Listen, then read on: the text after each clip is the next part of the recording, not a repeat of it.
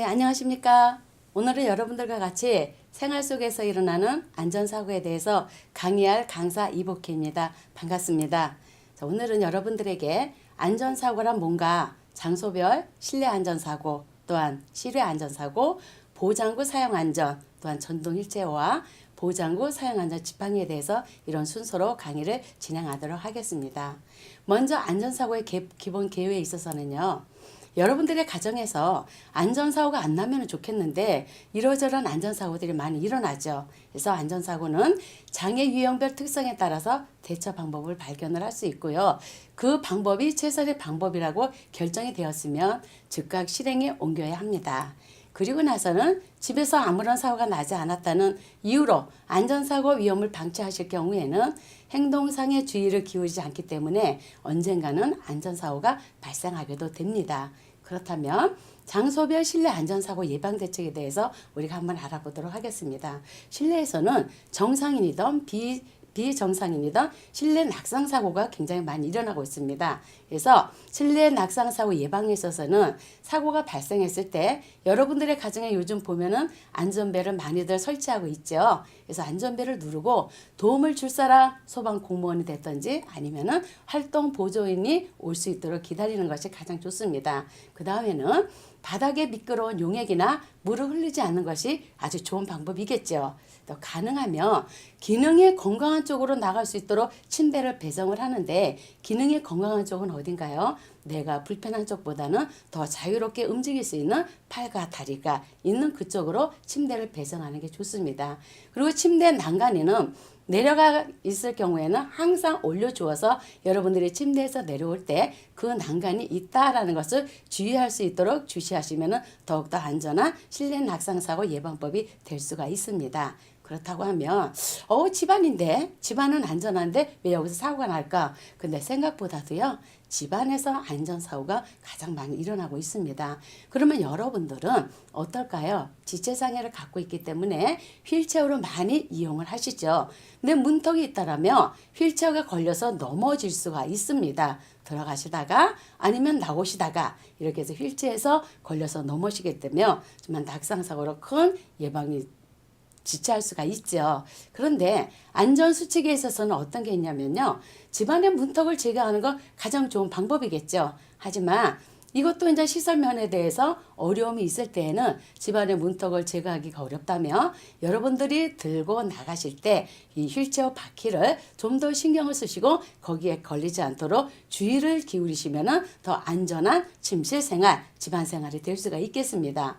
또한 침실에서는 가장 내가 편한 자세로 누워서 잠을 자고 그리고 또한 일어나는 그런 자리가 될 수 있는데요. 여기에서도 우리가 넘어지거나 또한 낙상하는 사고가 많이 일어나고 있습니다. 그렇다면 어떤 면에서 많이 일어나느냐면요. 잘 잤다 하고 일어났는데 아무 생각 없이 내려오시다가 바닥에 물건이 있거나 이런 것이 있다면 걸려서 넘어질 수가 있습니다. 그래서 우리는 안전수칙에 있어서는 바닥을 먼저 밟기 전에 떨어진 물건이 있는지 먼저 확인하도록 하시고요.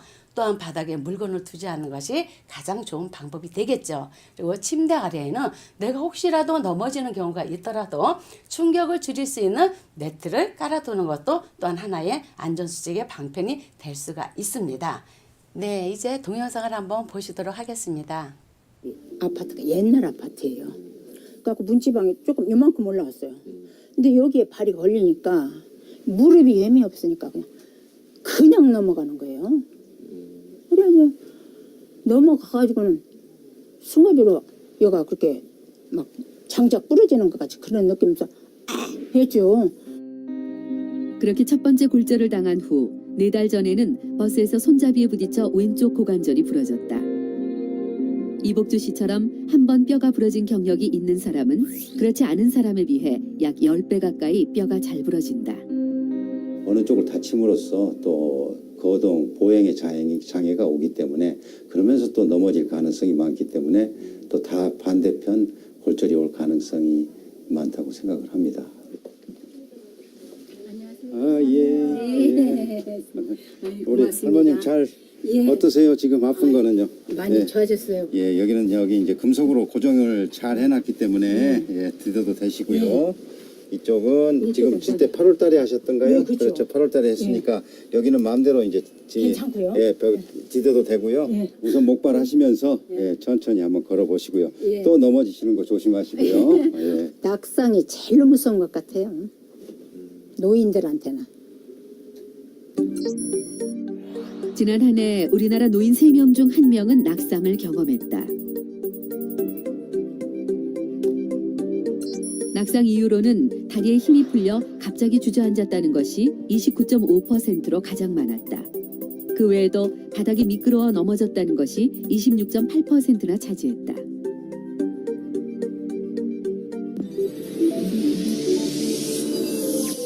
KBS 여러분들이 동영상을 보신 것과 같이 이분께서는 아무 생각 없이 현관을 들어가시다가 발에 걸려서 넘어지는 그런 사고를 당했습니다. 그리고 병원에 누워 계시면서 아유 내가 이렇게 안전한다고 했는데 이렇게 넘어지는 사고를 당해서 병원에 누워 있으니까 더 예방해야 되겠다라는 그런 걸 느낌을 말씀을 하셨고요. 그리고 실내에서 가장 많이 발생하는 사고가 동영상에서 보신 것과 같이 낙상 사고가 가장 많이 일어난다는 것을 여러분들 아셨습니다. 그래서 휠체어를 타고 출입을 하거나 나가실 때 항상 조심하시고 바퀴에 안전을 더 신경을 쓰셔야 되겠다라는 이야기가 되겠습니다. 다음에는 욕실에서의 안전사고입니다. 주위에 부딪힐 만한 곳이 있는지 먼저 확인하고 움직이도록 해주시고요. 여기 들어가실 때 어디를 짚으셨죠? 네, 욕조 부분을 붓고 한번 미끄러지지 않나 하고서는 더 안전하는 것을 여기서 볼 수 있습니다. 그 다음에 또 어떤 것이 있을까요? 욕실에서 보면 여러분들이 휠체어를 타고 이렇게 이제는 들어가셨는데 내가 쓰고자 하는 물건이 내 팔 높이에 있다고 보면 이 물건을 꺼내다가 떨어져서 제2차 사고를 여러분들이 당할 수가 있습니다. 그래서 내가 팔을 뻗쳤을 때 가장 편한 자세 그쪽에다가 물건을 놓고 쓰시면은 욕실에서의 안전사고도 예방할 수가 있습니다. 그렇죠? 이게 좋은 방법과 나쁜 방법 이렇게 여러분들이 보셨습니다. 근데 우리가 또 일상생활에서 들어가지 않을 곳이죠. 항상 들어가는 곳인데 화장실입니다. 그럼 화장실에서는 또 우리는 어떻게 안전을 할까요? 휠체어 바퀴가 미끄러지지 않게 주의하면서 들어가도록 합니다. 또한 휠체어 바퀴를 고정시키고 세면을 하는 방법도 여러분들의 가장 안전한 화장실에서 쓰는 방법이 되겠습니다. 그럼 베란다에서 여러분들은 또 하나 활동할 수가 있는데요. 베란다 난간이나 유리, 방충망에 몸을 기대거나 상체를 내미는 행동은 삼가도록 해주시는 게 좋습니다. 요즘 보면은 난간에 이렇게 걸쳐서 옷을 털다거나 이렇게 먼지를 털다거나 하다가 이렇게 낙상하는 그런 사고들이 많기 때문에 베란다에서는 이러한 행동들은 여러분들은 자제를 해주시는 게 가장 안전한 방법이 되겠습니다. 그렇다고 하면 이제부터 안전한 집안을 만들기로 들어가야 되는데요. 우리는 어떻게 하면 안전한 집안을 만들까 해서 하나하나 여러분들이 좀 한번 짚어가면서 저하고 한번 눈여겨 보시면은 어떨까 싶습니다. 먼저 들어가게 되면은 현관을 보시게 되죠.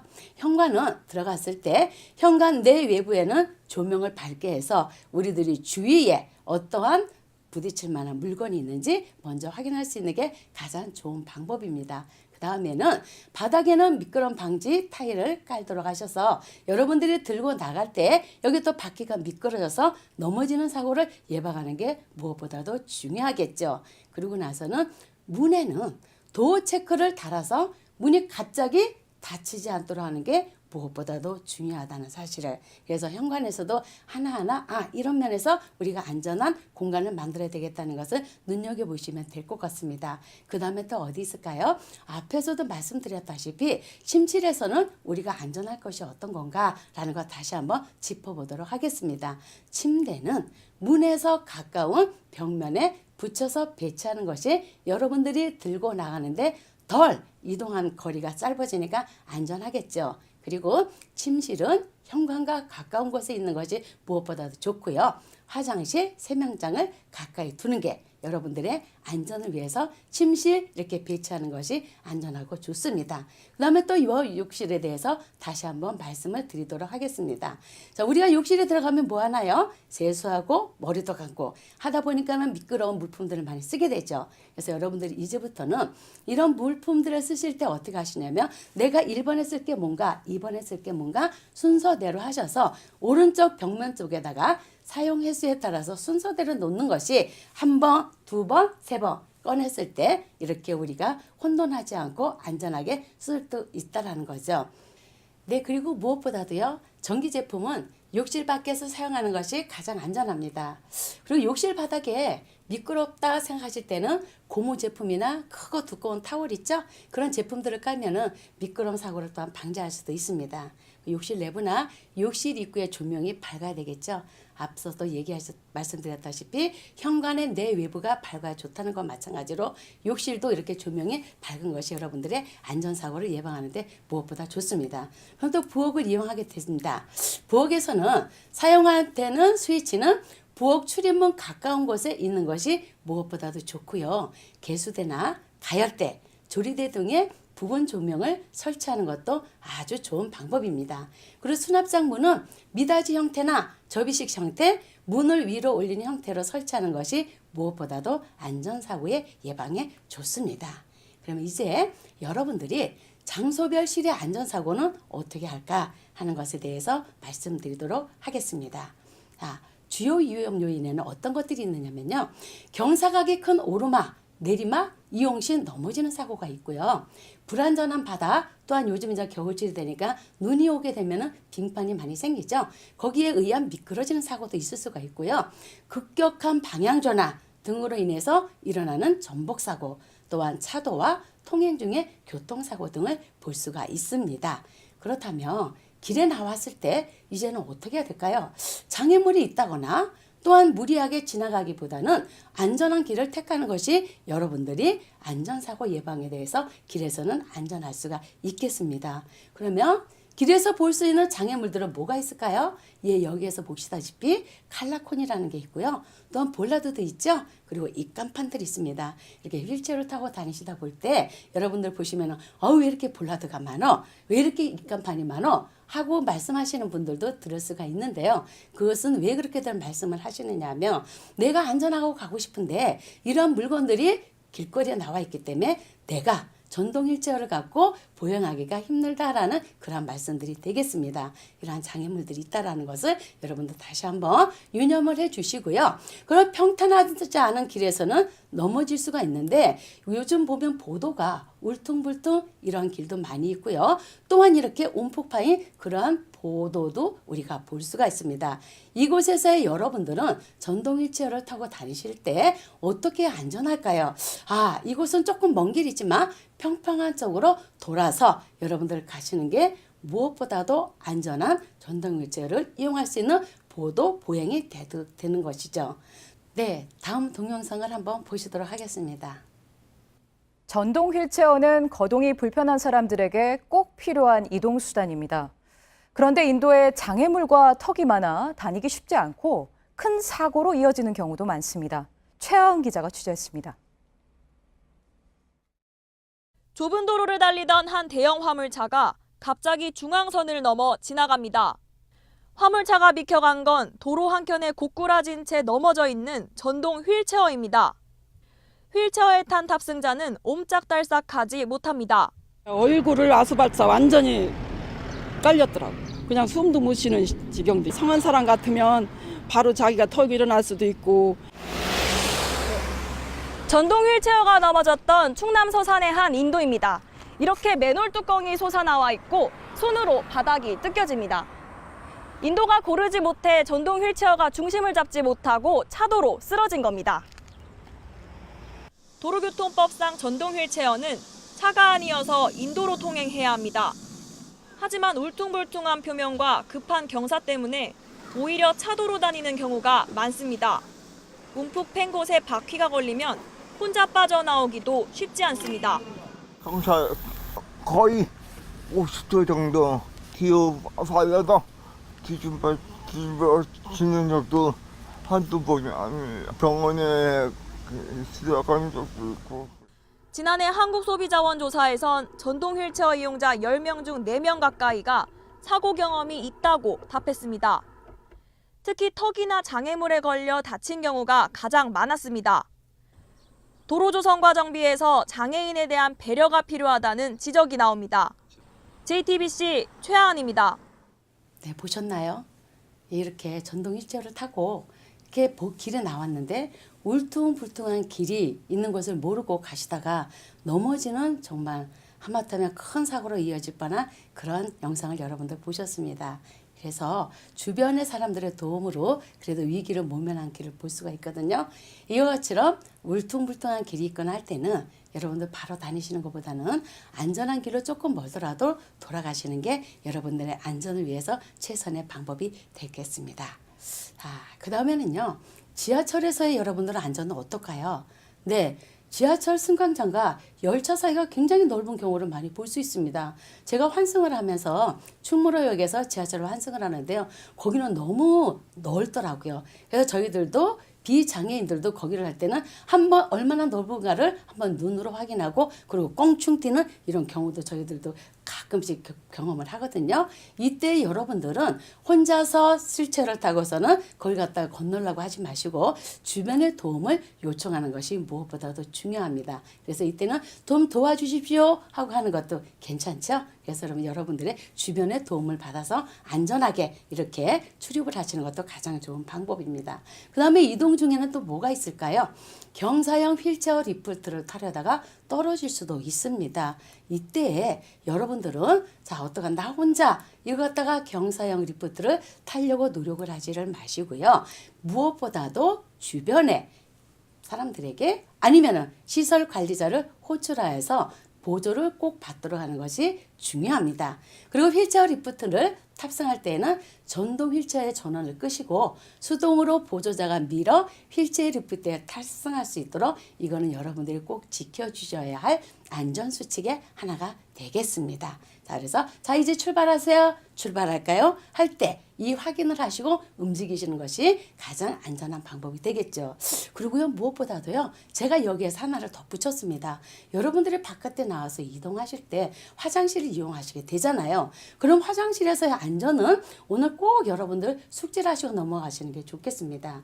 휠체어에서 변기로 옮겨 앉다가 떨어질 수 있는 이러한 상황도 종종 볼 수가 있습니다. 왜 그러죠? 내가 잡을 만한 곳이 어디 있는지 거리를 확인하지 않고 무조건 변기로 옮겨 앉다가 이런 경우를 당할 수가 있습니다. 그래서 안전수칙에 있어서는요. 손잡이에 물기가 있을 경우에는 물기를 제거하고 손잡이를 꼭 잡도록 합니다. 그리고 비상시에는 근처에 호출 버튼이 어디 있는지 먼저 확인을 하시고 그걸 누르셔서 구조 요청을 하는 것이 여러분들의 안전한 화장실 이용하는 방법이 하나가 되겠습니다. 그래서 이렇게 해서 안전하게 이용하셔야 되겠죠. 그런데요. 우리가 휠체어를 타고 주간에만 움직이는 건 아니잖아요. 그렇죠? 그래서 야간에 이동 중에도 그러면 어떻게 우리는 안전을 갖다가 우리가 예방을 해서 안전사고를 갖다 예방할 수 있을까 하는 것을 또 배울 수 있는 시간이 되겠습니다. 전동 휠체어와 자동차가 부딪힐 수 있는 이런 사건이 생길 수도 있는 거죠. 그래서 이때는 그러면 우리는 어떻게 할까? 그래서 안전수칙에 있어서는요. 전동 휠체어에요. 야간 식별 장치를 부착하도록 합니다. 혹시 여러분들은 이걸 알고 계시나요? 골목길에서 주변을 살피면서 천천히 주행하는 것도 하나의 방법이기도 하죠. 여기서 보시면은 전동 휠체어 뒤에다가 야광 여기 표시제를 해놓으면 어두운 데 가셨을 때 반짝반짝 빛이 나면서 앞에 무엇인가가 지나가는구나. 뒤에 따라오는 차들이든지 또한 보행자든지 인식을 할 수 있도록 이렇게 부착해 주는 것도 가장 좋은 방법 중에 하나가 되겠습니다. 이것을 반사제라고 하는데요. 반사제의 효과는 어떤 것이 있을까요? 멀리서도 보행자를 알 수가 있지요. 그래서 어두운 밤이나 새벽에 보행자가 반사제를 착용한 경우에는 150m 거리에서도 운전자가 보행자를 식별할 수 있다고 합니다. 그러니까 여러분들도 이거는 꼭 잊지 마시고 이렇게 휠체어를 이용하시든지 아니면은 내가 그냥 지팡이를 짚고 나와서 보행하든지 해서 반사제를 여러분들 반사할 수 있는 그런 옷을 또한 착용하는 게 좋은데요. 그럼 이거는 뭐를 하는 건가 하고 모르시는 분들도 계실 거예요. 그래서 이거는 반사제 역할을 하는 것은 뭐가 있냐면요. 여러분들 흰색 옷 있죠? 어두운 밤이나 새벽길에 또한 이런 데 다니실 때는 되도록이면은 많은 운전자들이 여러분들을 식별할 수 있도록 흰색 옷이나 이런 것을 갖다가 입어주시는 게 여러분들의 안전을 책임질 수 있는 그런 복장이 되겠습니다. 그 다음에는 여러분들이 보장구를 사용하죠. 이게 바로 전동 휠체어라고 하는데요. 안전을 우리가 책임지기 위해서는 우리도 여기에서 수칙을 지키셔야 되겠죠. 그래서 전동 휠체어 주행 시의 안전 수칙에 있어서는 여러분들에게 간단하게 한 2가지만 말씀드리도록 하겠습니다. 자, 먼저 복장은 되도록 밝은 색상의 옷과 모자를 착용하는 것이 좋습니다. 그래서 이렇게 보면 어떻습니까? 자, 흰색이나 아니면 반사가 될 수 있는 이런 야광 모자를 쓴다거나 하게 되면은 많은 야간 중에서도 여러분들이 보행을 하실 때 안전할 수가 있겠죠. 그리고 또 뭐가 있을까요? 네, 전동 휠체어는 2사람이 타는 건가요? 1사람이 타는 건가요? 네, 이야기는 전동 휠체어는 1사람이 타는 겁니다. 그리고 여러분들이 이동을 하실 때는 보도의 가운데를 이용해서 여러분들이 주행을 하시는데요. 많은 사람들이 보도를 이용한다 할 때는 한쪽으로 붙이셔서 여러분들이 갓길을 이용하는 것이 무엇보다도 여러분들의 안전을 책임질 수가 있는 거죠. 그리고 우리가 또 부득이 차도로 내려올 경우가 있어요. 이때는 갓길을 이용하시고 차량이 지나갈 때는 잠시 멈춤 하면서 정지해 주는 것도 안전수칙의 하나의 방법이기도 합니다. 그렇죠? 그리고 나서는 또 뭐가 있을까요? 아까 전자에 말씀드렸다시피 전동 휠체어는 2인 이상이 승차하지 않습니다.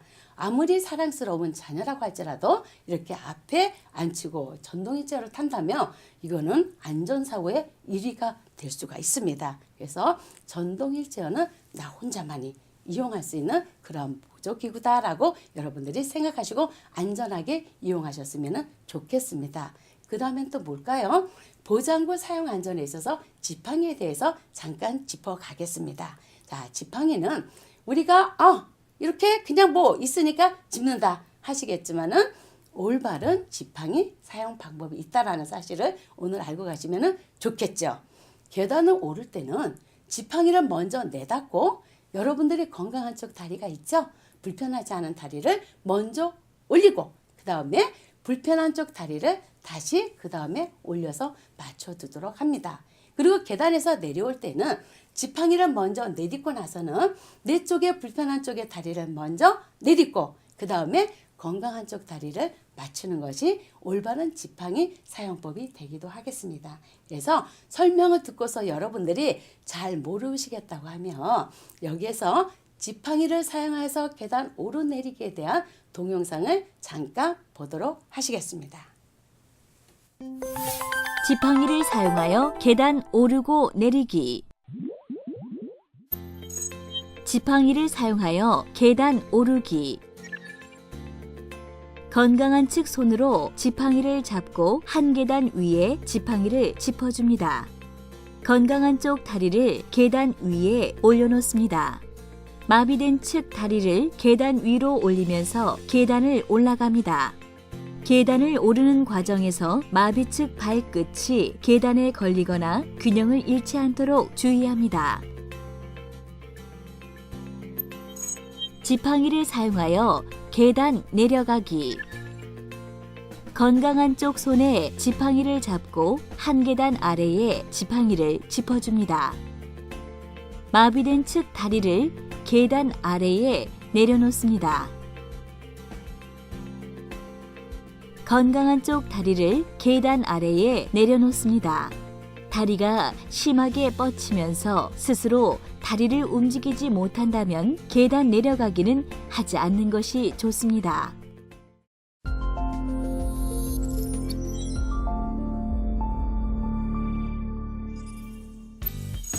지팡이를 사용하여 계단 오르기. 건강한 측 손으로 지팡이를 잡고 한 계단 위에 지팡이를 짚어줍니다. 건강한 쪽 다리를 계단 위에 올려놓습니다. 마비된 측 다리를 계단 위로 올리면서 계단을 올라갑니다. 계단을 오르는 과정에서 마비 측 발끝이 계단에 걸리거나 균형을 잃지 않도록 주의합니다. 지팡이를 사용하여 계단 내려가기. 건강한 쪽 손에 지팡이를 잡고 한 계단 아래에 지팡이를 짚어줍니다. 마비된 측 다리를 계단 아래에 내려놓습니다. 건강한 쪽 다리를 계단 아래에 내려놓습니다. 다리가 심하게 뻗치면서 스스로 다리를 움직이지 못한다면 계단 내려가기는 하지 않는 것이 좋습니다.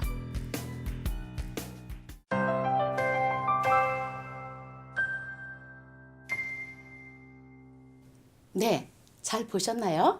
앞에서 말씀드렸던 그 내용과 이 동영상을 보시면은 여러분들이 이해가 많이 빠를 걸로 제가 생각이 됩니다. 그래서 지팡이를 사용하더라도 어느 쪽을 먼저 사용할까, 어느 다리를 갖다 먼저 내릴까, 어느 다리를 먼저 올릴까 하는 것도 한 번쯤은 숙지를 하시고 움직이시다가 보면은 계단을 오르내리기도 조금 더 수월하지 않겠나 하는 생각을 해보게 됩니다. 그 다음에는요, 보행훈련에 있어서 지팡이를 사용하여 보행하기가 있습니다. 이 동영상도 잠깐 보도록 하시겠습니다. 지팡이를 사용하여 보행하기. 지팡이를 짚고 바르게 섭니다.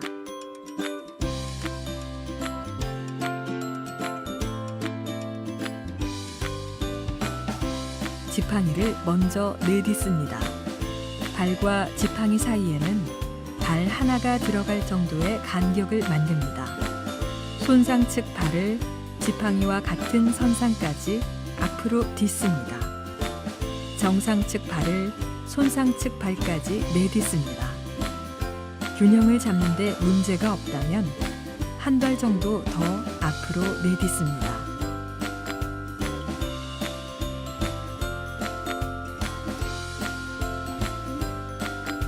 이때 주의해야 될 점은 보행 시 본인 발이 하나 들어갈 정도로 양발 사이의 간격을 유지하도록 해야 하며 순서가 뒤바뀌지 않도록 생각하며 걸어야 합니다.